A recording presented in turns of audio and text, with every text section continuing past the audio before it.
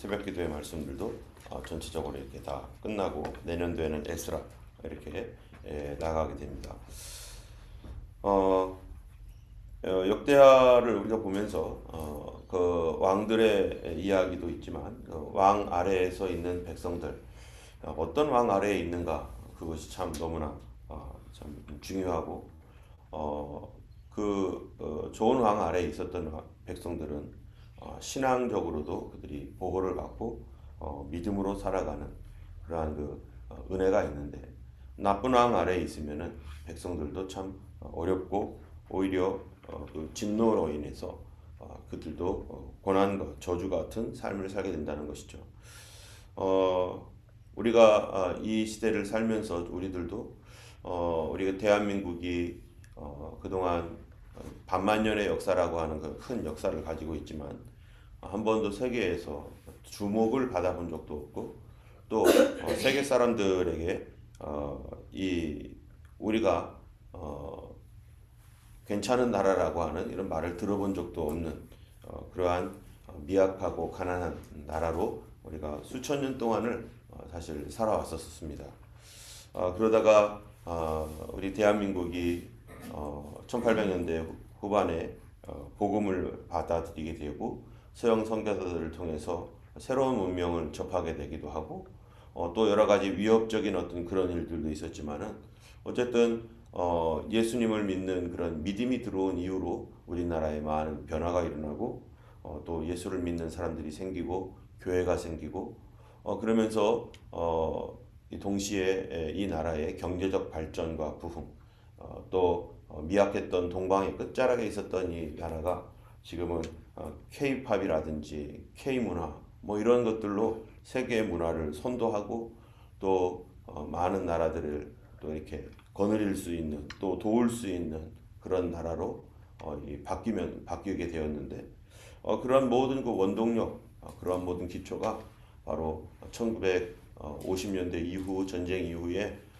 산업적인 어떤 그 경제 개발 계획이 성공하고 뭐 이런 여러 가지 그러한 이 60년대, 70년대, 80년대에 지속적인 이런 성장, 그 성장으로 인해서 그 동력으로 오늘날까지 이렇게 오고 있는 것이죠.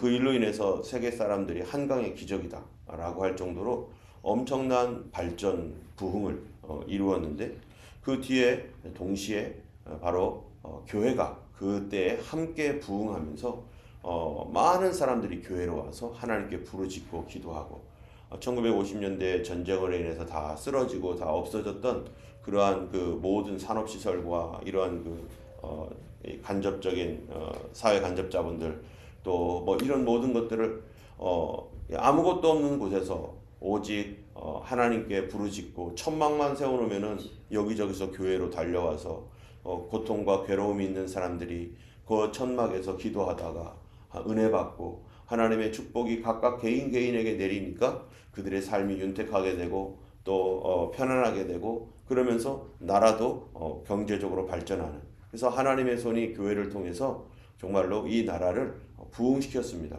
그래서 에베소서 1장에 있는 말씀처럼 교회는 그리스도의 충만함, 그 거룩한 그리스도의 충만함을 충만케 하시는 그런 통로로 우리나라에 사용되어졌죠.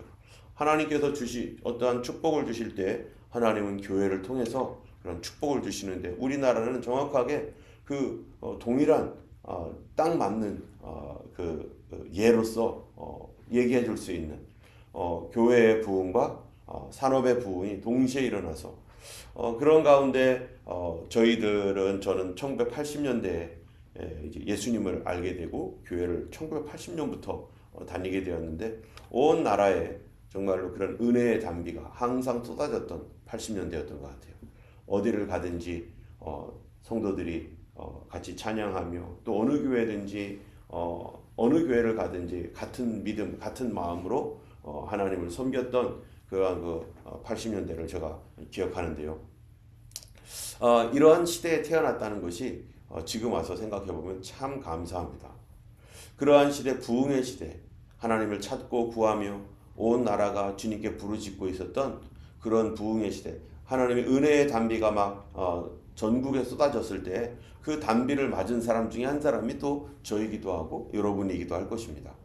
이러한 그 귀한 세대에 태어나서 부흥을 간접적으로나 직접적으로나 보고 또 그러한 그 뜨거운 열정으로 하나님을 섬길 수 있도록 하는 모든 그런 기초들을 그때 보고 듣고 경험했던 것들, 이런 것들이 참으로 그 시대에 태어난 것이 축복이다. 그런데 어떤 세대는 이제 그러한 은혜와 축복의 시대가 지나가고 메마른 시대, 교회가 부흥하면서 타락하고 또 여기저기 잡음이 들리고 또 예전처럼 기도하는 것이 아니라 이제는 기도보다는 회의를 하고 회의하면서 싸우고 갈라지고 또 이러한 그 모습들을 보면서 자라왔던 그런 시대는 한편으로 보면은 교회에 대한 불만 그리고 교회에 대해서 반감까지 가지고 교회를 싫어하고 그 예수 믿는 사람들 아주 안 좋아 하면서 이러한 것들을 보았던 사람들은 참 불행하다 싶습니다. 하필 그러한 시대에 하나님의 은혜보다는 인간적인 세속적인 교회로 변해버린 그런 모습을 보면서 그들이 상처를 받고 교회를 싫어하고 떠나는 그런 시대, 이런 시대는 얼마나 참 그 시대에 태어난 사람들이 참 얼마나 불행한가. 그 다른 시대에 태어났었으면은 정말 부흥의 시대에 태어났으면 그들도 좋은 그리스도인, 참으로 은혜를 경험하고 정말 따뜻한 추억이 있는 그러한 신앙생활을 했었을 텐데, 여기 오늘 본문 34장에 보면은 이제 요시야 왕이 나오는데요. 요시야 왕 이전에 이후에 우리가 이렇게 보면은 유다에서 성군, 정말로 좋은 홀리 킹, 거룩한 왕이라고 할 수 있는 그런 왕들이 몇몇이 있습니다. 총 한 세 사람 정도를 이렇게 꼽을 수 있는데, 첫 번째가 여호사밧, 두 번째가 히스기야, 세 번째가 요시야. 이 세 사람이 굉장히 그 당시에 그 시대에 부흥을 일으켰고 정말 하나님이 쓰셨던 귀한 왕이고 그런 귀한 분들, 이 세 사람들이 그런데요. 이 시대에 태어났던 이 사람들은 하나님의 은혜의 단비를 마음껏 누리고 만나게 되었고 체험하게 되었습니다. 이 시대에 태어났던 이 사람들로 인해서 참으로 무너졌던 제단들이 다시 복구되고 그 시대가 윤택한, 그런 영적으로도 윤택하고 물질적으로도 윤택한 그런 시대가 되었는데, 이러한 시대를 또 지나면 아까 얘기한 것처럼 왕들의 타락으로 인해서 또 메마르고 하는 어떤 이런 것들을 보게 되는데요. 그런데 이러한 시대가 이스라엘이 사울에서부터 시작해서 이제 다윗, 솔로몬, 유다 지역은 이제 르호보암, 아비야, 아사, 뭐예요? 그다음에 여호사밧, 뭐 이렇게 쭉 이제 진행이 되잖아요. 이렇게 진행되는 가운데 우리가 오늘 볼 말씀은 34장만 읽었지만 35, 36장까지를 가면은 결국 시드기야 왕에서 역사가 끝나게 됩니다. 시드기야 왕에게서 역사가 끝나게 되는데 이렇게 시작은 정말 하나님의 은혜로 시작했지만 끝은 이렇게 역사가 멸망으로 끝나게 되는 원인이 무엇인가? 중간중간에 여호사밧 왕과 같은 그런 사람, 히스기야, 요시야, 이런 사람들이 중간중간에 있었지만은, 그러나 그러한 그 왕들도 그 시대는 하나님의 은혜를 경험하게 해서 정말 단비를 받게 했지만 그 다음 세대가 계속 이어지지 아니하였고 계속 쌓아놓는 그러한 그 죄악들, 백성들 속에 계속 쌓여가는 그러한 그 악들이 계속해서 완전 일소되지 못하고 그것이 뿌리 깊게 내리고 있는 것을 우리는 발견하게 되고, 결국 뿌리가 완전히 썩은 그러한 나무가 되어서 결국에는 뿌리가 썩으면 어떻게 되는 거겠어요? 뿌리가 썩으면 죽는 거죠. 요시야는 하나님 앞에 정말 선한 왕이었습니다. 그가 어렸을 때에 이제 하나님을 찾고 그리고 우상들을 이 3절에 보면은 아세라 목상 또 아로새긴 우상들 부어 만든 우상들 다 제거하고 바알의 제단 헐어버리고 4절에 보니까 그 제단 위에 높이 달린 태양상들 찍고 또 아세라 목상 아로새긴 우상들 부어 만든 그런 우상들을 빻아서 가루로 만들고 또 5절에 보니까 제사장들의 뼈를 제단 위에서 불살라 유다와 예루살렘을 정결하게 하였고 또 므낫세 에브라임 시므온 납달리까지 뭐 이런 이 요시야 왕이 여로보암 당시에 북이스라엘의 여로보암이 만들었던 단들을 다 부서뜨리고 거기에 그 단들을 하나님께서 이 더럽힐 것이다라고 했던 그 말대로 이 요시야가 이 더러운 그 단을 부숴버리는 그 예언대로 그렇게 하는 바로 그 왕이 되었고 그리고 므낫세 에브라임 그 북쪽에 있는 그러한 이 뭐예요 나라들까지도 이 납달리 이런 이 지파들까지도 그렇게 하나님 앞에 정결하게 돌아올 수 있도록 온 나라에 돌아다니면서 종교 개혁을 했어요. 7절에 보면은 제단들을 허물며 아세라 목상 아로새긴 우상들을 빻아 가루를 만들어 온 이스라엘 땅에 있는 모든 태양상을 찍고 예루살렘으로 돌아왔더라. 이 요시야 왕이 얼마나 뜨겁게 그렇게 열정적으로 종교 개혁을 했는지 자기가 직접 가가지고 그런 거 찍는 거를 보고 그렇게 사람들을 독려하면서 하나님께로 돌아오라고 하고 이렇게 했습니다. 게다가 이 요시야 왕 때는 성전 수리까지 했어요. 그 아버지 할아버지 때에 있었던 그런 그 모든 일들. 요시야가 어린 나이에 왕위에 올랐던 이유는 뭘까요? 8살에 왕위에 올랐던 이유는 그 아버지 아몬이 이 그 기습을 당해서 테러를 당해서 일찍 죽었기 때문에 어린 나이에 왕위에 올랐고 그런 상태에서 이 아몬이나 므낫세 다 악한 왕이었습니다. 하나님의 성전을 다 파괴하고 적극적으로 파괴했던 왕들이었어요. 이 아버지 할아버지 때 그렇게 만들어 놔버린 이 악한 그 일들을 다시 이 아들이 이 손자가 하나님 앞에 회복시키고 막 이 성전을 다시 복구하고 뭐 이런 일들까지 우리 지난번에도 얘기했지만 여호사밧이라든지 히스기야 뭐 이런 왕들의 특징이 뭡니까? 요아스도 그렇죠. 그 하나님의 은혜를 경험하고 하나님을 참으로 사랑하게 되어질 때 어디에 관심을 갖게 되는 거예요? 성전이 어떤가? 성전을 수리했던 왕들이 다들 그런 사람들이 하나님 앞에 믿음이 뜨거우면은 교회에 대한 관심이 있게 되고 교회는 지금 뭐를 하고 있나? 내가 교회에 무엇을 해야 될 것인가? 어떻게 봉사할까? 성도들을 어떻게 섬길까? 이런 마음이 뜨거운 사람들이죠. 이 요시야 왕도 그런 뜨거운 마음으로 보니까 성전이 다 무너져 있는 걸 보고서 성전 공사를 다시 수리하고 그러는 가운데 뭐가 있습니까? 이제 성전에 있는 그 연복궤 근처에서 이 율법의 말씀, 성경을 발견하게 되었고 그전에는 성경이 어디 있는지도 므낫세 당시에 다 어디로 가버리고 그래서 성경이 어디 있는지도 몰랐고 그렇게 살아갔는데 그래서 그거를 보면서 요시야 왕이 하나님 말씀 보니까 정말 기가 막힌 이 나라를 보면서 옷을 찢으며 회개하고 그러면서 그 율법의 말씀을 지키고 또 전국적으로 우리 하나님의 그 뜻을 순종하며 그렇게 살아가면서 거기에 말씀을 신명기 말씀을 보니까 거기에 하나님 말씀에 순종하지 않았던 민족, 이 민족에 대한 그 어떤 그 약속의 말씀들 순종할 때 하나님 주시는 그 약속의 말씀들을 보면서 자기 할아버지와 아버지 그 전에 있었던 조상들이 행했던 일들을 보니까 이 나라가 하나님의 저주의 약속대로 그렇게 될 것 같으니까 이 누굽니까? 요시야가 훌다라고 하는 선지자, 그 당시에 선지자들이 좋은 선지자들이 여럿 있었습니다. 예레미야 선지자들도 있었고요, 스바냐도 있었고 나훔도 있었고 이런 선지자들이 있었는데 예루살렘 근처에 살던 훌다라는 여선지자가 있었는데 이 여선지자에 가가지고 물어보는 거죠. 과연 하나님 말씀대로 우리가 이런 저주받을 일들을 우리 아버지 할아버지 때 다 해버렸는데 이거 어떻게 했으면 좋겠느냐고, 정말 이런 일이 일어나는 것을 원하지 않는데 내가 이렇게 회개하는 마음으로 이렇게 하고 있는데 어떠냐고 했더니 훌다 선지자가 하는 말이 뭡니까? 24절에 보면은 여호와께서 이같이 말씀하시기를 내가 이곳과 그 주민에게 재앙을 내리되 곧 유다 왕 앞에서 읽은 책의 모든 저주대로 하리니.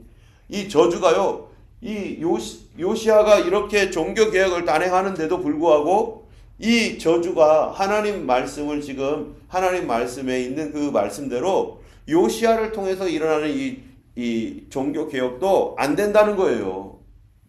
여전히 하나님의 성경에 있는 이 말씀대로 이 나라는 그렇게 멸망할 것이다라는 이 메시지를 받게 됩니다. 여러분, 왜 이 요시아 때 이렇게 열정적으로 전국을 돌아다니면서 이렇게 하는데 왜 도대체 하나님의 이 말씀이 이 나라를 깨끗하게 하고 정결하게 해서 이제 다시 새롭게 못하고 왜 이렇게 될까요? 그 여러 가지 원인이 있지만은요, 그 중에 하나는 요시아는 마음이 뜨겁습니다. 요시아는 마음이 너무나 뜨겁고 하나님 뜻대로 하려고 하고 순종하려고 하는데, 그런데 백성들은 어떤가 이거예요. 왕 혼자서 열정적으로 뭔가를 한다고 해서 그게 다 되는 게 아니잖아요. 위에 있는 왕은 은혜를 받아가지고 막 열심히 뛰는데 아래에 있는 백성들은 뿌리는 어떤가? 이미 썩을 대로 썩어 있는 상태입니다. 그들이 오랜 동안의 므낫세와 그 이전에도 물론 그랬지만은 산당들 뭐 이런 것들을 제사하고 분향하고 뭐 이런 일들을 오랫도록 하면서 지금 몇백 년 동안 계속해서 끊어지지 않고 있었던 산당 예배나 이런 것들이 이스라엘과 유다를 지금 전통 이 오래된 그 역사 속에서 그 나라를 막 다 썩어버리게 만들고 그 뿌리까지 막 그냥 이 어렵게 어둡게 만들어버린 이런 일들이요. 거기까지는 개혁이 안 되는 거예요. 여러분, 왕은 위에서는 막 뭐 이런 일을 하자 저런 일을 하자 하면서 막 이렇게 왕이 이 개혁적으로 이제 신앙을 다시 일으키기 위해서 막 들고 뛰는데 백성들은 시큰둥하게 바라보는 거죠. 왕이 저런다고 되겠어? 그러면서 왜 저러는 거야? 그들에게 뭐가 없어요? 지금 믿음이 없어요. 하나님을 사랑하고 경외하는 마음이 이미 다 식어버렸어요. 그러니까 왕은 이렇게 하는데 사람들은 그런 것을 잘 따라가지 않습니다. 여러분, 이 리더들이요, 어떤 일을 할 때 그래서 참 이 리더들은 지혜롭게 해야 되는데 그 마음이 뜨거워가지고 막 하나님 앞에 막 이런 걸 하려고 막 혼자 막 열정적으로 하다가 이 따라오는 사람들이 잘 안 따라오면 어떻게 되겠어요? 몇 번 시도하다가 자기도 풀이 확 죽어가지고 아이고 안 되나 보다 이런가 보다 이럴 때도 있어요. 그렇기 때문에 이러한 것들을 할 때 정말 지혜롭게 어떻게 하면 밑에서부터 이것이 잘 이렇게 변화될 수 있도록 할 것인가 이런 것들을 생각하면서 기도하면서 이렇게 가야 되는데 어쨌든 요시아는 그 나라를 다 이렇게 변화시키고 또 새롭게 하려고 애를 쓰면서 왕으로서 정말 최선을 다하고 하나님 앞에 그렇게 했지만 그러나 요시아의 이런 노력에도 불구하고 이 나라는 멸망하는 곳으로 계속 걸어갈 수밖에 없는 이유가 바로 위에서는 깨끗하려고 하는데 아래에 있는 그 깊은 뿌리들은 여전히 변하지 않고 바뀌지 않고 움직이지 않는 것입니다. 여러분, 우리가 머리로서는 이렇게 하면 이렇게 해야 돼 라고 하는 어떤 아이디어도 있고 좋은 생각도 있는데 마음 깊은 곳에서 더러움과 악함이 있으면요, 머리는 참신한 생각을 할지라도 내 속 깊은 곳에 있는 이 뿌리, 그것 때문에 어떻게 돼요? 안 움직이죠. 여전히 우리 속에 그 더러움을 가지고서 살아가고 있는 거죠. 이중적인 상황이죠. 그것이 뭐라는 거예요? 그것이 심판을 계속해서 가게 하는 것입니다. 그런데 여기서 참 그래도 감사한 거는 뭐냐면은 이 요시아가 하나님 말씀을 듣고 그제서야 말씀 안에서 우리가 얼마나 잘못된지 알고서 옷을 찢으면서 회개하는 이 모습을 보면서 그 시대의 사람들에게 크게 감사한 것 중에 하나는 뭐냐면은 요시아의 이 모습, 회개, 그 리더가 그렇게 애통해하면서 회개함을 통해서 하나님이 주신 약속이 뭐냐면은 이러한 심판과 저주가 요시아 때는 어떻게 한다는 거예요? 일어나지 않게 하겠다. 너의 후대로 물러지게 하겠다. 여러분, 이러한 일들은요 자주 있었습니다. 아주 악한 왕, 이 아주 악한 왕 중에 한 사람이 누구냐면은 북이스라엘에서는 아합이죠. 아합도 하나님 말씀을 듣고 막 근심하면서 어떡하지 하니까 하나님이 뭐라고 해요? 이 선지자 엘리야에게 뭐라고 합니까? 아합이 저렇게 근심하는 거 좀 봐라. 아합이 저렇게 겸비하고 있다 하면서 하나님께서 너무 좋아하시는 거예요. 그러면서 심판을 뒤로 밀어줘요. 또 이 유다에서도 므낫세, 바로 요 할아버지, 이 요시아의 할아버지가, 므낫세가 55년 동안 얼마나 악한 짓을 하면서 아버지 히스기야가 해놨던 모든 종교개혁 다 무너뜨리고 막 그냥 악하게 했을 때, 그가 이 아수르에 끌려가가지고 포로로 끌려가서 고생을 한 뒤에서 돌아와가지고 다시 이제 하나님이 참 하나님이라는 것을 안 뒤에 하나님 잘못했습니다 하면서 다시 자기가 엎어버렸던 것들을 다시 원상복구하고 백성들에게 내가 잘못했으니까 여러분들 다 회개합시다 하면서 막 자기 잘못을 막 사람들에게 고백하면서 그렇게 하니까 백성들은 이미 마음이 다 무너지고 깨지고 뭐 그런 상태에서 믿음을 떠나는 사람도 있는데, 그래도 므낫세가 거기서 그렇게 자기가 잘못했던 것들을 다시 되돌리고 용서해달라고 하고 뭐 이렇게 하는 그거를 통해서 하나님 뭐라고 하십니까? 므낫세 때문에 사실 멸망받게 되는 원인 중에도 하나가 있는데, 이스라엘이 백성들이 타락이 되어가지고 므낫세 때문에. 그런데 그런 므낫세도 하나님 앞에 회개하고 잘못했다고 하니까요, 하나님께서 므낫세에게 내릴 심판을 그 후대로 미뤘습니다. 그 후대로 미뤘는데 이 요시아가 또 와가지고 막 종교개혁을 막 하고 이러고 있으니까 그 쌓여있던 죄악에 대한 이 저주와 이런 것들이요, 그 시대에 내릴 뻔했는데 왕이 하나님 앞에 회개하고 하니까 또 그 다음으로 넘어가는 거예요. 그러니까 어떤 왕 아래에 있느냐가 굉장히 중요한 겁니다. 그런데 결국 유다는 끝에는 끝내 심판을 받습니다. 여러분, 유다가 이스라엘과 같이 끝내 심판을 받는 이유가 뭡니까? 이제 오늘 여기 마치고 내일 모레 이틀 동안 있는 내용이지만, 우리가 미리 살짝 보면은요, 36장에 보면은 끝내 심판을 받는 이유에 대해서 뭐라고 하고 있느냐?